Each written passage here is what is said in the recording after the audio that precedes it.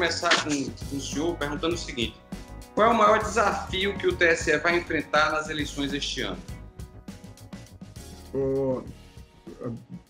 Everton, Dantas e Ademar Freire, é um prazer estar aqui falando com vocês da Tribuna do Norte. O Everton, são tantos que é até difícil de sistematizar, mas eu diria que o grande desafio é conciliar a necessidade de participação democrática do maior número de eleitores com o máximo de segurança relativamente à saúde das pessoas. Essa tem sido a nossa preocupação obsessiva e, por essa razão, nós adiamos as eleições por algumas semanas e estamos coletando uma grande quantidade de equipamentos de segurança para a proteção dos mesários e dos eleitores. É uma operação logística, Everton, que envolve gente, locais, equipamentos para as eleições e uma grande quantidade de materiais de segurança. Ao longo da nossa conversa, se interessar, eu detalho um pouco como foi a trajetória para o adiamento das eleições e como é que nós estamos indo buscar na iniciativa privada essa grande quantidade de materiais que nós precisamos para ter certeza de que mesários e eleitores votarão com segurança. Eu gostaria que se o senhor puder expor especificamente essa questão da busca com relação à iniciativa privada, seria interessante. Pois então, como terão acompanhado, eu logo que tomei posse no Tribunal Superior Eleitoral, em 25 de maio passado, eu constituí uma comissão consultiva médica com epidemiologistas, sanitaristas e infectologistas para monitorar a Covid-19 com vistas a realizar as eleições com segurança. Essa equipe médica recomendou o adiamento das eleições por algumas semanas, pela convicção que tinham e que vem se confirmando de que a doença ainda estava numa curva ascendente, mas que em setembro entraria numa curva descendente, que em final de setembro os níveis de contaminação já estariam bem mais baixos e nós teríamos algumas semanas com o decréscimo da doença e melhor do que realizar na primeira semana de outubro seria realizar a partir de meados de novembro. Com essas informações, eu procurei o presidente do Senado Federal, Davi Alcolumbre, procurei o presidente da Câmara dos Deputados, Rodrigo Maia, e eles compreenderam a questão, igualmente conversaram com os médicos e conseguiram aprovar em tempo recorde a emenda constitucional número 107 do adiamento, num diálogo institucional extremamente frutífero que nós estabelecemos. Uma vez adiadas as eleições, eu tinha que cuidar da segurança dos eleitores e dos mesários que prestam colaboração à Justiça Eleitoral. São cerca de 2 milhões de mesários, Everton e Aldemar. É muita gente e, portanto, os equipamentos de segurança que nós precisávamos, se eu tivesse que licitar pelos mecanismos dos procedimentos administrativos públicos, eu não conseguiria adquirir tudo a tempo e a hora para as eleições. De modo que nós fizemos uma chamada pública para obtermos doações da iniciativa privada. Até porque o país vive, como sabe, uma crise fiscal e eu preferia não tirar recursos, não precisar obter recursos do Tesouro para a realização das eleições, além do que, evidentemente, já é alocado ao TSE. Para minha grata surpresa, Everton e Aldemar, nós tivemos mais de 2 dezenas de entidades e de empresas que acudiram ao nosso chamado e que estão diligenciando para nós fornecermos um mínimo de 7 milhões e meio de máscaras para todos os mesários, para que cada mesário tenha 3 máscaras e possa trocar ao longo do dia, a cada 4 horas. Nós estamos diligenciando para obter 2 milhões de face shields, que é aquele protetor facial, parece um astronauta com aquele plástico na frente, também para os mesários, e cada mesário terá o seu próprio frasco, igual a esse pequeno, de 100 ou 200 mililitros, para a higienização das mãos ao longo do processo. Também estamos obtendo, junto à iniciativa privada, 1 milhão de litros de álcool gel para que o eleitor possa higienizar a mão, limpar as mãos ao entrar na sessão eleitoral e depois de votar, ao sair da sessão eleitoral, ele pode higienizar as mãos também com álcool. Todos os eleitores irão comparecer de máscara, eleitores levarão as suas próprias máscaras e todo mundo que puder deve levar a sua própria caneta, porque aí nós evitamos qualquer tipo de contato de objetos entre mesário e eleitor. Essas são as... E estamos obtendo os adesivos que vão marcar no chão os espaços para distanciamento social. De modo que nós estamos fazendo tudo que é razoavelmente possível para prover segurança. Todos esses itens, Eberton e Aldemar, foram discriminados por uma comissão sanitária que eu constituí, integrada por representantes da Fiocruz, da Fundação Oswaldo Cruz, que é a principal instituição de saúde pública do país, e os dois principais hospitais do país, o Sírio-Libanês e o Hospital Albert Einstein. De modo que nós vamos divulgar na semana que vem os protocolos e procedimentos de segurança e os cartazes com ilustrações para simplificar a compreensão da população e dos mesários do que precisam fazer. De modo que são muitos os desafios, mas nós estamos conseguindo a tempo e a hora superar cada um deles. Presidente, ministro, para que tudo isso dê certo, vocês precisam preparar com antecedência, por exemplo, uma escola ela precisa estar com esses adesivos e toda essa preparação. O TSE estima que estará com tudo pronto para a eleição quando? No início de novembro, uma semana antes desse prazo, quanto tempo? Não, a gente espera que em outubro já esteja tudo resolvido. A ideia é nós termos todos os materiais até o final desse mês, até final de setembro. E aí começa uma logística que não é singela, que é distribuir por todo o Brasil, por todos os 27 estados, essa grande quantidade de materiais. E nós temos, então, parceria com a entidade de classe das empresas aéreas e temos parceria com a entidade de classe das empresas de transporte. E, portanto, também elas estão contribuindo com a doação desses serviços e desse transporte. Sendo que o álcool, Eberton e Aldemar, é mais complexo, possivelmente não deverá ir por avião, deverá ir por terra. E aí nós tivemos um outro problema que acabamos de resolver esta semana, que foi conseguir a isenção do ICMS de todos esses produtos para eles poderem circular, porque, como sabem, os estados têm barreiras fazendárias, barreiras fiscais, e, portanto, você tem que ter a documentação de que recolheu o tributo, que é o ICMS, que é o principal tributo estadual, ou que você tem isenção. Para você ter isenção do ICMS, você tem que obter uma autorização prévia de um órgão chamado CONFAZ, que reúne todos os secretários de Fazenda dos estados. Esta semana, eu falei com o ministro da Economia, falei com o advogado-geral da União, falei com o secretário executivo do CONFAZ, todos muito empenhados, e nós conseguimos também, em tempo recorde, aprovar essa isenção no CONFAZ. De modo que os materiais estando todos entregues até o final de setembro, a distribuição será ao longo de outubro, porque esse material vai para os TREs, para os Tribunais Regionais Eleitorais. E de lá é que eles serão distribuídos para todos os locais de votação e para todas as sessões eleitorais. Para você ter uma ideia do tamanho, pelo Brasil afora, são quase 100 mil locais de votação. Locais de votação é como a escola, por exemplo, que é um local típico.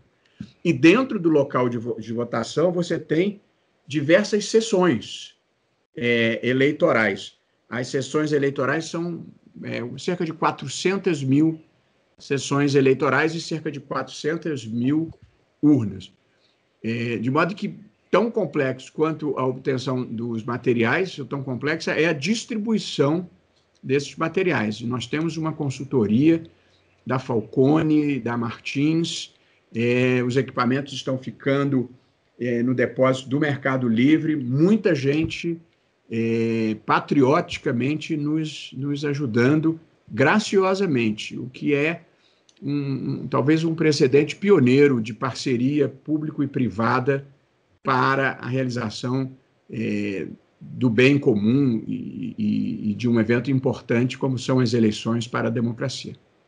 Quanto ela deve custar e quanto custaria se o TSE fosse pagar por toda essa logística e por todos esses equipamentos? Você tem ideia? Eu até pedi isso, Everton, pena que você me perguntou antes de eu ter recebido a informação. Eu imagino que o TSE tem um orçamento, porque às vezes é difícil você quantificar o custo específico da eleição, porque você tem estruturas permanentes que estão lá em períodos eleitorais e em períodos não eleitorais. Então, os tribunais regionais eleitorais funcionam todo ano, inclusive em ano que não tem eleição, o TSE funciona, isso tudo tem custo. Mas a eleição em si é orçada em cerca de R$1 bilhão, talvez R$1 bilhão e 200 milhões de reais. O custo específico de pessoal e de equipamentos diretamente vinculados à eleição. Portanto, você tem o gasto permanente da Justiça Eleitoral, mas a eleição em torno de R$1 bilhão e 200 mil. Portanto, a democracia tem custo, mas vale a pena. Ministro, em 2008, o uso de fake news, de informações falsas, já é uma preocupação nas eleições, né? Essa questão só se intensificou de lá para cá. O TSE tem essa preocupação, como pretende atuar nesse aspecto, mas ao mesmo tempo, como evitar a atuação com relação a isso, também não implique em cerceamento da opinião ou do debate no momento de uma campanha? Bom, essa questão das notícias fraudulentas, ela é um problema mundial hoje em dia, em relação à política, em relação a eleições, em relação, inclusive, à saúde pública, a quantidade de barbaridade que circulou no mundo depois da pandemia da Covid-19, inclusive com gente com recomendações de ingerir água sanitária, quer dizer, aconteceram coisas bárbaras e que precisam ser enfrentadas. Há uma passagem célebre de uma decisão nos Estados Unidos que diz: a liberdade de expressão não inclui você poder gritar fogo dentro de um cinema lotado para causar pânico nas pessoas. Para tudo há um limite nessa vida. Como é que nós estamos enfrentando? Primeiro, eu, desde que assumi, trabalhei para desfazer a ilusão de que se pudesse combater fake news com decisão judicial, com decisão do TSE ou com decisão do TRE. Em primeiro lugar, como você já bem observou, pela dificuldade de você qualificar o que é fake news, e a Justiça Eleitoral não quer ser uma censora do debate público. Portanto, a qualificação já é complicada. Em segundo lugar, não dá para fazer pelo judiciário, salvo residualmente, porque os ritos do Poder Judiciário são incompatíveis com a velocidade que as notícias circulam online. Quer dizer, como é que funciona tipicamente um processo judicial? Você depende da iniciativa de alguém prejudicado que faça uma representação, você tem um relator que vai ter que ouvir a outra parte e depois produzir um julgamento. Você não consegue fazer isso, se correr muito, em menos de 15 dias. A notícia já circulou e já tem outra mentira no ar. Portanto, os ritos do judiciário são incompatíveis com você acudir a tempo e a hora o combate às fake news. Além do que, muitas vezes, esses computadores que disseminam fake news, eles estão fora do Brasil. Tanto a gente não tem nem jurisdição extraterritorial para chegar a eles. Portanto, desde o começo, eu estabeleci um contato, na verdade, uma parceria com as mídias sociais, com as plataformas tecnológicas que estão, inclusive, desenvolvendo ferramentas específicas para o combate às fake news, em que o controle, Aldemar, não é um controle de conteúdo do que está sendo dito, mas é um controle de comportamentos, que ele chama de comportamentos inautênticos na rede. E, portanto, é um combate contra os impulsionamentos ilegais, contra a atuação de robôs, contra os perfis falsos, que frequentemente são difundidos por organizações criminosas.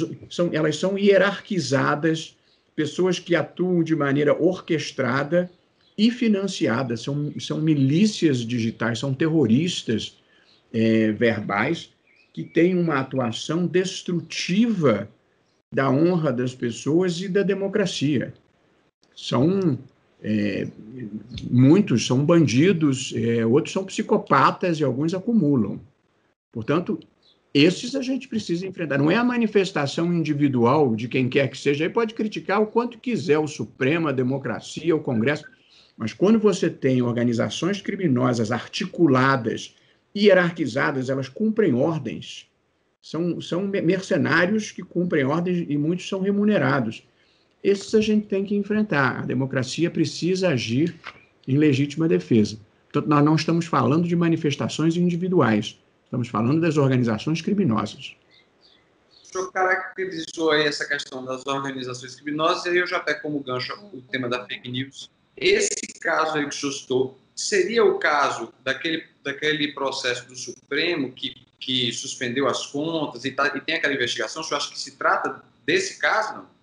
Bom, eu não quero pré-julgar antes de uma decisão, mas o inquérito do Supremo procura enfrentar precisamente esses comportamentos orquestrados e financiados destrutivo das instituições. Portanto, o inquérito do Supremo não tem a ver com as eleições, mas ele procura enfrentar, não as fake news em geral, mas especificamente uma orquestração que se detectou de campanhas financiadas para fechamento do Congresso, para fechamento do Supremo, para a instauração de uma ditadura no país, inclusive com estímulos à intervenção militar, violando a Constituição, que felizmente os militares nunca aceitaram nem nunca cogitaram, pelo contrário, de modo que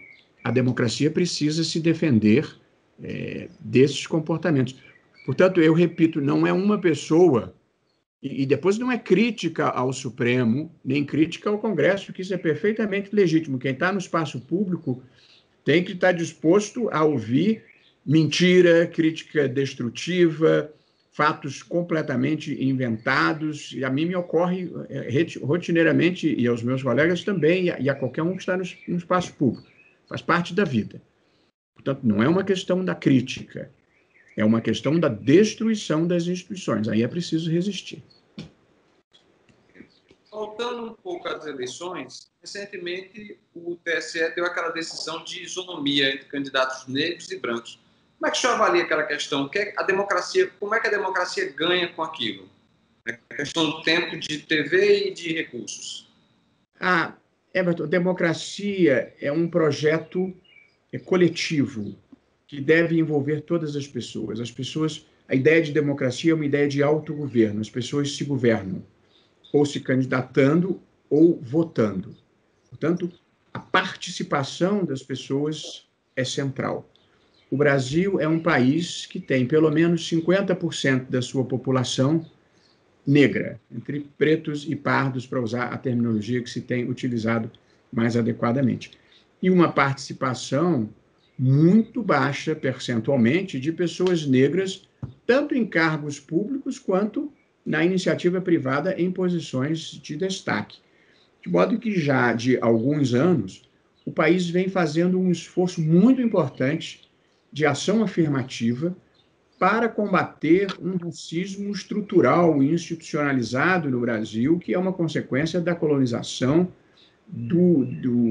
da escravidão e da maneira como foi feita a abolição, sem nenhuma preocupação de inclusão social e integração dessas pessoas. E, portanto, nós nos demos conta nos últimos tempos de que temos uma dívida a saldar com metade da população brasileira. E, portanto, há incentivos para a ascensão social e inclusão social dessas pessoas nas universidades, com as cotas raciais.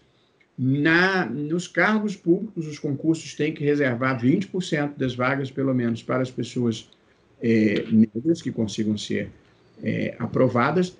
E agora nós estamos fazendo o mesmo em relação à política. Na verdade, o pedido era que nós estabelecêssemos uma cota. Eu mesmo fui o relator e entendi que a cota precisa ser estabelecida por lei, depende do Congresso, que fez uma cota há muitos anos atrás para mulheres. Você tem uma exigência de pelo menos 30% de candidaturas femininas nas eleições, e acho até que deveriam fazer o mesmo com candidaturas negras, embora menos necessário, Everton, porque nós já temos a média nacional de cerca de 40% de candidaturas negras, de pessoas que se reconhecem como pretas e pardas. O problema é que elas não são candidaturas viáveis, as pessoas não conseguem bancar as suas candidaturas. Portanto, o que o TSE fez foi dizer, se houver 20% de candidaturas negras no Estado, por exemplo, 20% das verbas do fundo eleitoral e do fundo partidário tem que ir para as candidaturas negras. Se tiver 30%, tem que ir 30%. Se tiver 40%, tem que ir 40%. Foi o mesmo que o Supremo já tinha feito em relação às candidaturas femininas, porque a lei reservava 30% de vagas para as mulheres, mas não 30% dos recursos, de modo que as mulheres não se elegiam. E então nós determinamos que fosse direcionado para as candidaturas femininas pelo menos 30% dos recursos financeiros também. Pelo menos porque se houver 40% de candidaturas femininas, tem que ser 40% dos recursos. Fizemos o mesmo em relação aos negros que fizemos em relação às mulheres.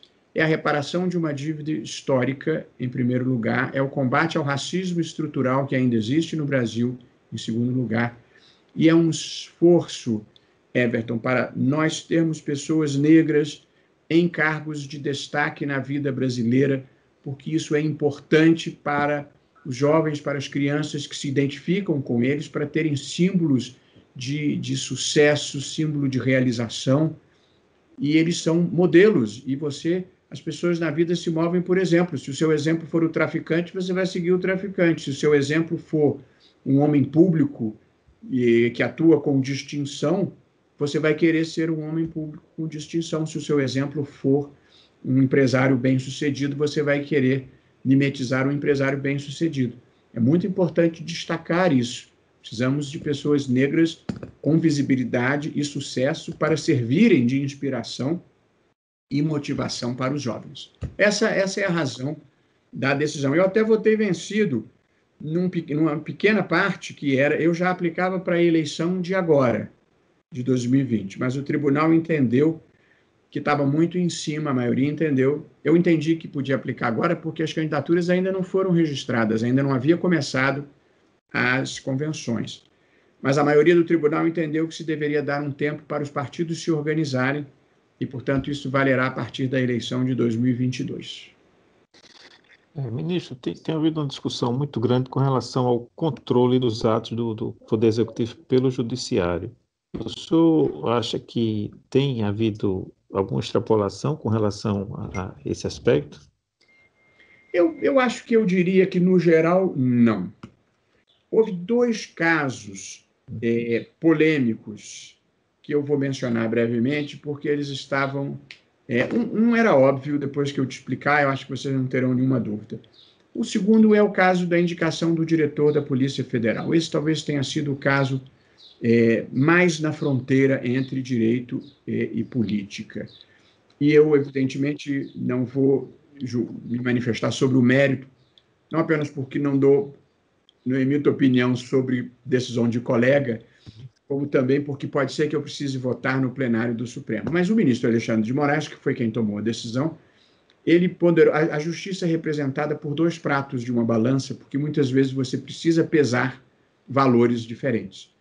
Quais são os 2 valores ali?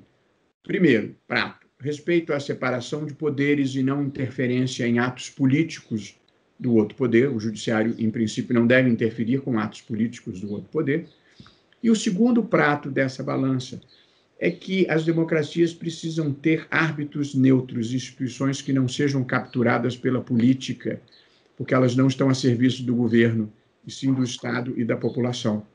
O presidente da República, poderoso como seja, não pode colocar nem a Polícia Federal, nem a Receita Federal para perseguir os adversários, por exemplo. Elas têm que ser neutras. E, portanto, a captura política dessas instituições pode ser problemático para a democracia. Esses foram os dois pratos que o ministro Alexandre considerou e produziu a decisão que a ele pareceu bem e sobre cujo mérito eu não vou aqui comentar. A outra decisão, uma decisão tola do ponto de vista do impacto prático, mas também deram muita ênfase, foi uma decisão minha que impediu a retirada de diplomatas venezuelanos durante a pandemia.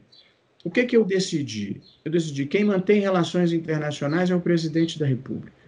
Portanto, o presidente é que cuida disso. O presidente pode desacreditar diplomatas e dizer que eles não representam mais o seu país. Portanto, foi mantido isso. E o presidente pode considerar qualquer pessoa estrangeira persona non grata e mandar sair do Brasil. Portanto, eu disse, tudo é válido. Posso concordar ou não concordar, mas não é o meu papel. A única coisa que eu disse estávamos em abril, eu acho, no momento em que a pandemia está em curva ascendente, quase vertical, recomendação de todas as entidades médicas por isolamento social, você obrigar 34 famílias com idosos, mulheres e crianças a sair do Brasil a pé, porque não tem avião para Caracas, não tem ônibus para Caracas. Portanto, era uma crueldade desnecessária. Então, eles já não representam mais a Venezuela, eles vão ter que sair do Brasil, só não tiveram que sair a pé durante a pandemia. Portanto, uma decisão, cá para nós, só era relevante para essas 34 pessoas. Para isso, não produzia impacto nenhum. De caráter humanitário, né? As outras decisões, Aldemar, foram decisões relativamente simples e óbvias que estavam na Constituição. A primeira, matéria de saúde pública, tanto a União, quanto os estados, quanto os municípios têm competência. Está na Constituição. O Supremo decidiu o óbvio. E é assim mesmo. Apenas tem matérias de competências federais e matéria de competência municipal. Fechar aeroporto é uma competência do governo federal. Agora, saber se o açougue vai ficar aberto ou não é uma competência municipal, até porque a situação em Natal é completamente diferente da situação em Manaus, que é diferente da situação em Florianópolis. Portanto, não tem nem como você ter uma decisão nacional. Tem lugar que a doença está subindo, tem lugar que a doença está descendo. Portanto, o tratamento tem que ser diferente. Então, a primeira decisão do Supremo, que causou choro e ranger de dentes, foi dizer que União, estados e municípios tinham competência, mas isso é óbvio. Uma segunda decisão, que também foi minha, foi impedir uma campanha chamada O Brasil Não Pode Parar, convocando as pessoas a voltarem ao trabalho e a voltarem para as ruas, no auge da ascensão da curva da doença, de novo com recomendação de isolamento social. Havia um risco enorme de você ter um nível de contaminação fora de controle, era o tal achatamento da curva. O que é achatamento da curva? É você tentar impedir que muita gente fique doente ao mesmo tempo, porque os hospitais, seja de Natal, seja do Rio de Janeiro, seja de Manaus, não conseguem acomodar em UTIs e com respiradores um número acima de uma determinada quantidade. Portanto, você chamar as pessoas para o trabalho e para a rua significava aumentar o nível de contágio e aumentar o risco de aumentar o número de mortos. E, portanto, eu mesmo decidi, não pode ter essa campanha. E era tão ruim que eles disseram, não, a gente não ia nem lançar a campanha, era só uma experiência, enfim. Uma outra decisão importante foi derrubar uma decisão governamental de não divulgar os dados da pandemia. Ora, para você enfrentá-la adequadamente, com uma política pública adequada, você tem que saber quantas pessoas estão contaminadas, quantas pessoas estão morrendo e onde. Como é que pode esconder esses dados? E, portanto, foi uma ordem para a divulgação. Portanto, decisões óbvias do Supremo que não deveriam causar, enfim. É preciso entender uma coisa, em todas as democracias, a Constituição existe para limitar o poder. O Supremo é o intérprete da Constituição. Portanto, o papel do Supremo é limitar o poder. Sempre haverá, em qualquer democracia, algum grau de tensão entre executivo e judiciário, porque sempre há algum grau de tensão entre quem exerce o poder e quem tem que oferecer limites a esse poder. Assim é nas democracias, não aconteceu nada de anormal, a meu ver, em relação a essa matéria. Agora, alguns casos que o senhor citou remetem a outra discussão, que é o seguinte: as decisões monocráticas que têm grande impacto. Agora mesmo tivemos um afastamento de um governador. O senhor citou alguns casos aí, citou alguns que realmente são muito óbvios, mas outros que geraram grandes polêmicas. O senhor acha que deveria ter limites para decisões monocráticas com relação a assuntos constitucionais? Acho que deveria ter limite às decisões monocráticas em relação a todos os assuntos.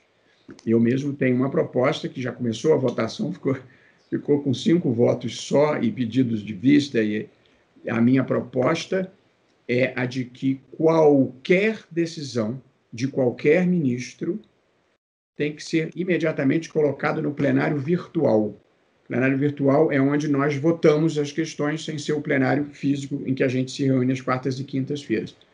Portanto, qualquer decisão, para produzir efeitos, tem que ir imediatamente para o plenário virtual para que todos possam se manifestar. Qualquer uma, de habeas corpus à ação direta de inconstitucionalidade. Essa é a reinstitucionalização. Afastamento de autoridades, inclusive afastamento de autoridades. Sobretudo, evidentemente. Portanto, o governador não foi afastado pelo Supremo, e sim pelo STJ. Pelo STJ, doutor. Que ratificou a decisão por uma maioria bem expressiva num julgamento imediato, assim, na semana seguinte. Mas a minha proposta é, se você não puder levar imediatamente a plenário, tem que colocar a cautelar no plenário virtual. Essa é uma crítica fundada e procedente em relação à atuação do Supremo e que nós precisamos superar. Ministro, atualmente, qual é a sua avaliação com relação ao governo Bolsonaro? Olha só, eu não sou comentarista político, não. Esse não faz parte do elenco das minhas atribuições. O meu papel é zelar pelo cumprimento da Constituição e, eventualmente, pelo aprimoramento das instituições. O que eu posso dizer é que o Congresso Nacional derrubou medidas provisórias do presidente da República. As medidas foram revogadas e, portanto, a Constituição foi cumprida, a decisão do Congresso foi cumprida. O Supremo derrubou medidas do presidente da República, as medidas efetivamente foram desfeitas e a Constituição foi cumprida. De modo que o que eu posso dizer é que, apesar de muito burburinho, as instituições democráticas funcionam adequadamente.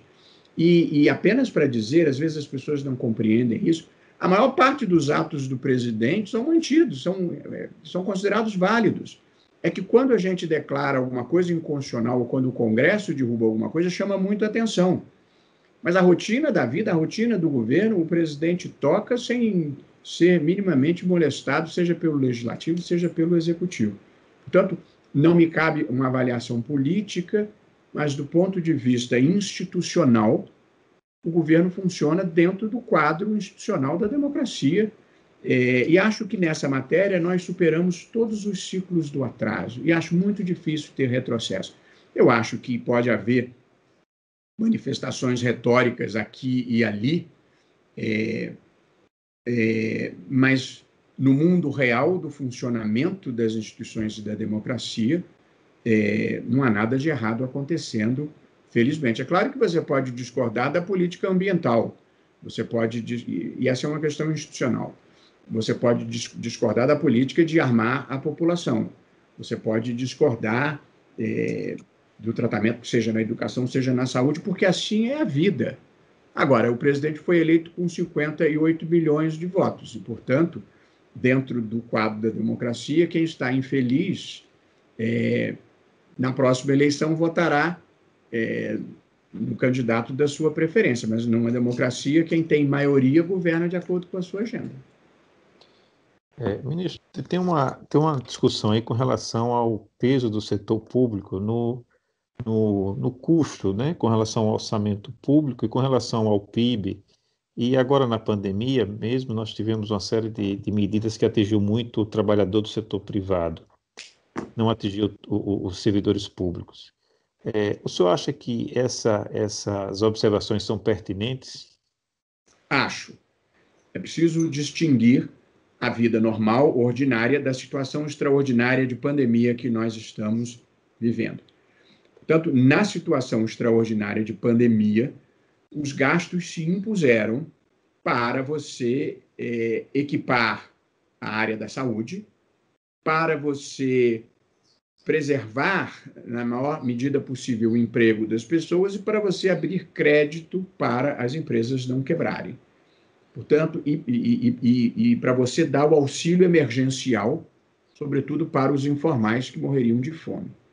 Portanto, esses gastos foram muito onerosos, porque o Brasil já estava beirando os 80% de déficit público, de dívida pública vis-à-vis ao PIB, e agora, com esses gastos, nós provavelmente vamos chegar perto dos 100%, ou passar bastante dos 90%, o que é preocupante, porém, era para salvar a vida das pessoas e, na medida possível, o emprego. Então, essa é a minha opinião sobre a atuação durante a pandemia. Eu acho que foi feito o que precisava ser feito. Agora, ordinariamente, o custo do Estado brasileiro é elevado demais. E nós precisamos enfrentar isso. O professor Armínio Fraga tem escrito sobre isso, demonstrando que a soma, Aldemar, da previdência social com o funcionalismo, pagamento do funcionalismo, já atinge 80% do orçamento. 80% do dinheiro que o país arrecada é custo do Estado. É muito dinheiro, a média dos países que estão no mesmo estágio de desenvolvimento que nós é em torno de 65%, portanto, nós precisamos fazer uma redução do Estado brasileiro. Qual o Estado brasileiro que nós precisamos reduzir? O Estado econômico e o Estado administrativo, não o Estado social. O Estado econômico é o Estado repleto de empresas estatais atuando no domínio econômico, com loteamento político, quando não coisa pior que acontecem lá. Acho que nós precisamos nos desfazer de boa parte dessas, pelo menos das que não sejam estratégicas para a vida brasileira. E o Estado administrativo brasileiro é grande demais. O país tem mais de 25 mil cargos em comissão só no governo federal. E, portanto, isso custa dinheiro e esse Estado nós precisamos diminuir, além de vantagens impróprias para servidores públicos, inclusive na magistratura, para deixar registrado que eu não sou corporativista. Portanto, esse Estado econômico e esse Estado administrativo nós temos que reduzir porque a sociedade não consegue mais sustentá-lo.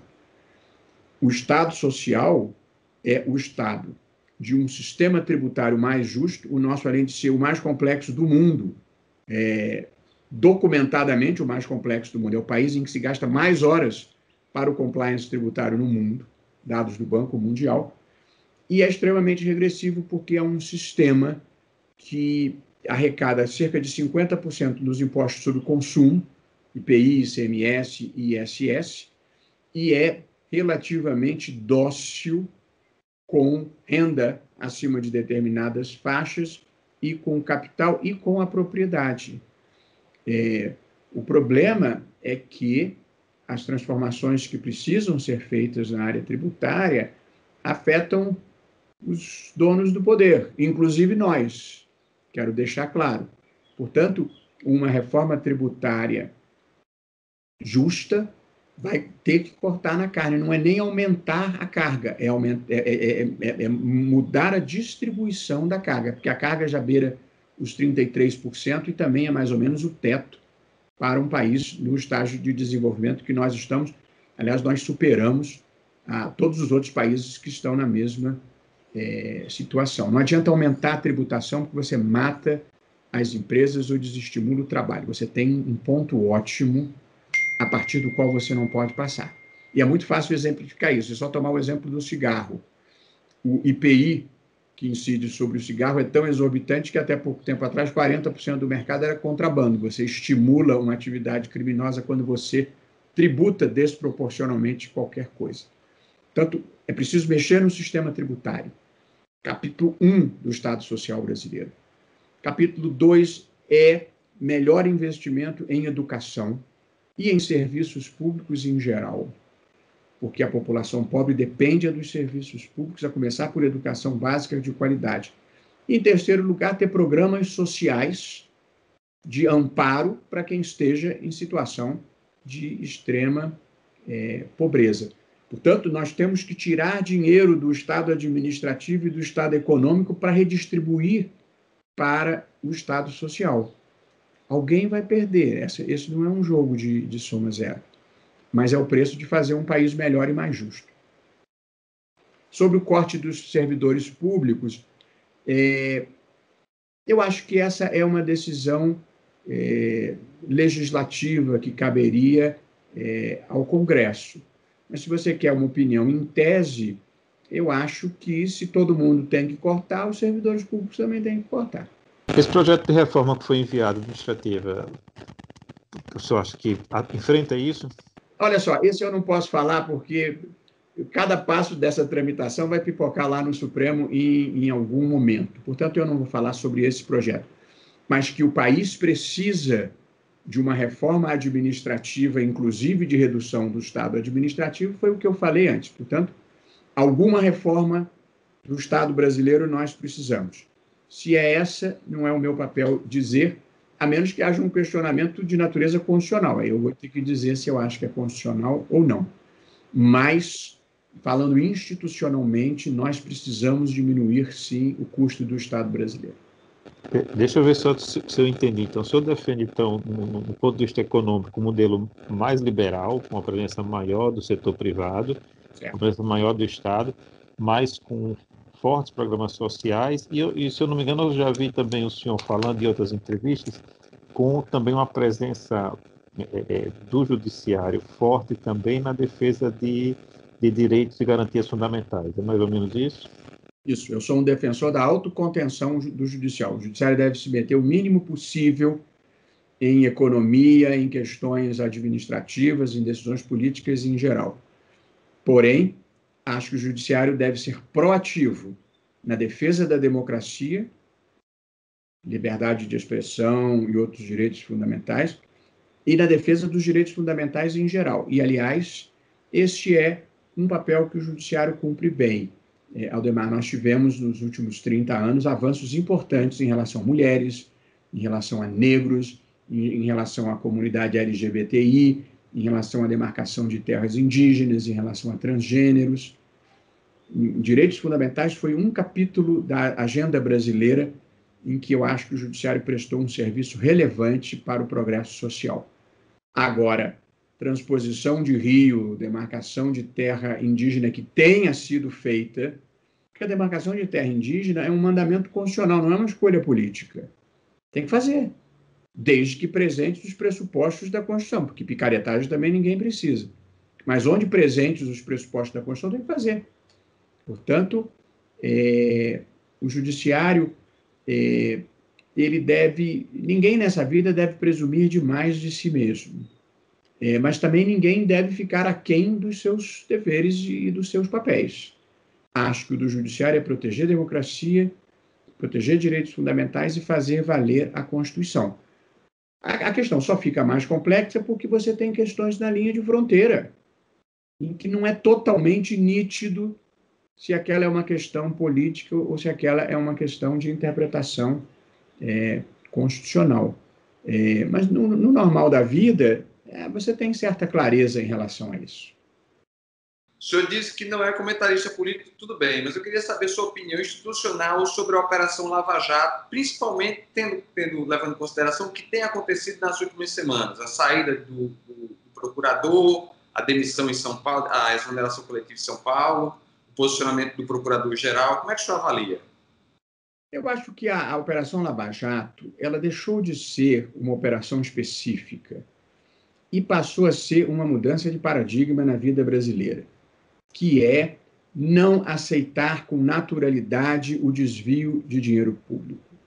E, nesse sentido, não há nada que o revisionismo atual possa fazer para mudar, porque a sociedade brasileira já mudou e já deixou de aceitar o inaceitável.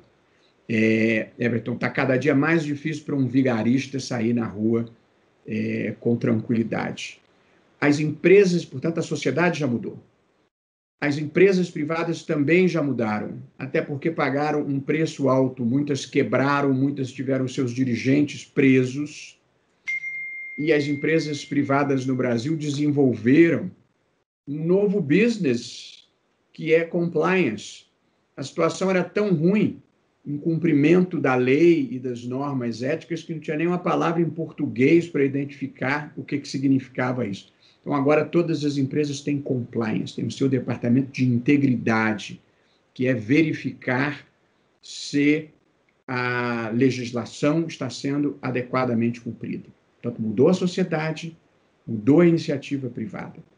Há uma enorme reação contra a Lava Jato. Eu não defendo nada de errado que possa ter pontualmente acontecido, mas não acho, em nenhuma hipótese, que isso tenha sido uma conspiração contra a classe política ou contra qualquer pessoa. Pode ter uma decisão errada aqui que merece reforma, mas não acredito em conspiração portanto, eu não encampo essa teoria, nem que houve uma criminalização da política. Então, eu gostaria de deixar bem claro que se o presidente da República levar dinheiro para editar um decreto, isso não é criminalização da política, não, isso é crime mesmo. Se o agente público cobrar propina para definir o ganhador da licitação, isso não é criminalização da política, isso é crime mesmo. Se o banco público exige um pedágio para liberar o crédito para a empresa, isso não é criminalização da política, é crime mesmo. Portanto, havia um banditismo institucionalizado no Brasil, em que os agentes públicos se consideravam sócios do Brasil e levavam vantagem indevida em todos os contratos públicos relevantes. E depois tentaram fazer uma discussão que não faz nenhum sentido, que era distinguir moralmente se o dinheiro ia para o bolso ou se o dinheiro ia para a campanha. Não faz nenhuma diferença, porque o problema não é para onde o dinheiro vai, o problema é de onde o dinheiro vem. E o dinheiro vem de uma cultura de achaque, propina, superfaturamento e desonestidade que contamina a sociedade de alto a baixo. Portanto, se a Lava Jato significa a desnaturalização das coisas erradas, como eu acho que significa, é claro que eu sou inteiramente favorável a esse novo paradigma que vigora no Brasil. Agora, é preciso entender que a Lava Jato pegou muita gente poderosa que, por um determinado momento, se desarticulou. Mas eles já se rearticularam. E a corrupção luta de volta.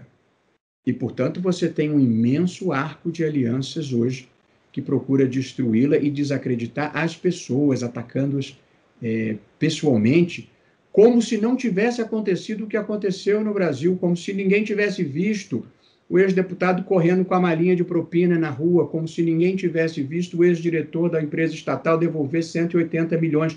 É um revisionismo que procura, de uma maneira stalinista, mentir acerca da história que aconteceu. O Brasil foi saqueado. Essa é a verdade.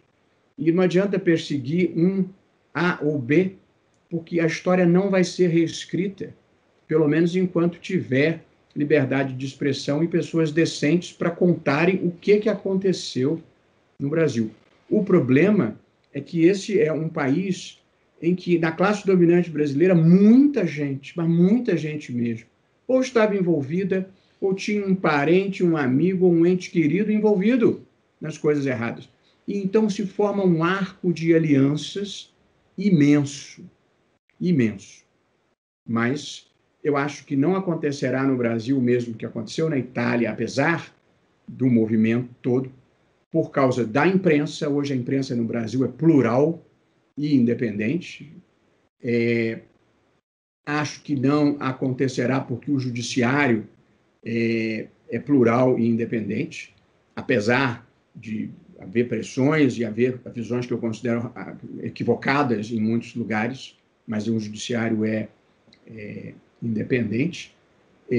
Portanto, imprensa independente, o judiciário independente e uma sociedade mais consciente e mais mobilizada. De modo que eles até podem perseguir pessoas, mas não vão conseguir destruir o legado. Qual é o legado? Uma sociedade que não aceita com naturalidade as coisas erradas e o desvio rotineiro de dinheiro público. Ministro, dada toda essa conjuntura que nós estamos vivendo, eu acho que até uma boa pergunta para a gente encerrar. Teríamos mais, mas vamos respeitar a agenda do senhor. Então. O senhor acha que... O senhor falou rapidamente aí que o país está institucionalmente maduro, mas sobre riscos à democracia? Eu acho que as pessoas precisam distinguir o discurso do qual não gostam de risco efetivo. E as pessoas precisam distinguir retórica de comportamentos reais. Então, no mundo real, como eu disse, eu vejo um Congresso Nacional funcionando de maneira altiva e independente, eu vejo o Supremo e o Judiciário funcionando de maneira altiva e independente, e vejo as decisões serem cumpridas. Portanto, eu não vejo um risco democrático no Brasil. Houve um único momento em que houve uma manifestação na porta do QG do Exército pedindo a volta do regime militar. Foi o único momento em que eu me dispus a publicamente falar sobre um fato político do dia, porque eu venho da geração que enfrentou e resistiu à ditadura. Eu sei o quanto custa a ditadura. Ditaduras vêm com intolerância, vêm com violência contra os adversários, vêm com censura. E, portanto, ao ver jovens pedindo a volta da ditadura, eu achei que devia me manifestar exatamente nesse sentido que eu estou te dizendo. Ditaduras vêm com subprodutos extremamente negativos e que diminuem um país. Para falar a verdade, foi o único momento em que eu achei que deveria me manifestar. Fora isso, eu vejo as instituições funcionando bem. E num episódio recente em que, num debate em inglês com um professor alemão e sem a menor ideia de que haveria imprensa, eu mencionei os fatos que trouxeram tensão. Era um debate sobre democracia no mundo. Eu tenho deveres de honestidade intelectual acadêmica. Eu participo do debate público mundial, felizmente, e com a bênção de Deus. E, portanto, eu fiz um elenco de eventos que puseram pressão sobre as instituições democráticas, que, no entanto, reagiram muito bem. Essa passagem foi retirada do contexto, amplamente divulgada. Você sabe como a imprensa, às vezes, quando sai uma questão na imprensa, parece que aquela era a ênfase da sua fala. A minha fala, aquilo foi totalmente incidental. E não era uma fala pública. Isso provocou muita reação, né? Isso provocou muita reação nas redes sociais, principalmente. Era uma fala num ambiente acadêmico reservado, relatando um fato objetivo. Portanto, só não era um fato público. Eu sou um juiz e, portanto, eu não me manifesto em público sobre determinadas questões, mas ali era uma questão puramente factual, ocorreu aquele fato. Mesmo assim, eu prudentemente evito essas manifestações, porque um juiz tem deveres de neutralidade, deveres de imparcialidade. Eu sou mesmo um juiz imparcial, eu não tenho lado. A minha lógica não é amigo e inimigo, a minha lógica é certo ou errado, justo ou injusto, legítimo ou ilegítimo. Agora, quem faz isso desagrada muita gente, viu? Eu estou há 7 anos no Supremo, já consegui desagradar o PT, já consegui desagradar o PSDB, já consegui desagradar o MDB, já consegui desagradar o PSL. Porque o papel de fazer cumprir a Constituição é dar limites, inclusive, às maiorias políticas. Eu cumpro o meu papel sem nenhum interesse que não seja fazer o certo. Evidentemente, tal como eu o vejo. Isso é totalmente libertador. Pode vir a onda que vier, coisa ruim só cola em quem pode colar. eu sirvo patrioticamente ao Brasil, eu venho da iniciativa privada, eu deixei uma vida muito boa e tranquila para dedicar alguns anos a servir ao Brasil. Eu faço com o maior empenho, com a maior dedicação, trabalho horas incontáveis, não sirvo a nenhum interesse, não tenho nenhuma agenda, daqui não quero ir para lugar nenhum, de modo que o universo protege as pessoas que se movem de boa fé, boa vontade, de bons sentimentos. Os meus sentimentos são fazer um país melhor e maior. Tive muito prazer de ter essa conversa com vocês, meu abraço. Felicidades para vocês. Obrigado. Tchau. Obrigado.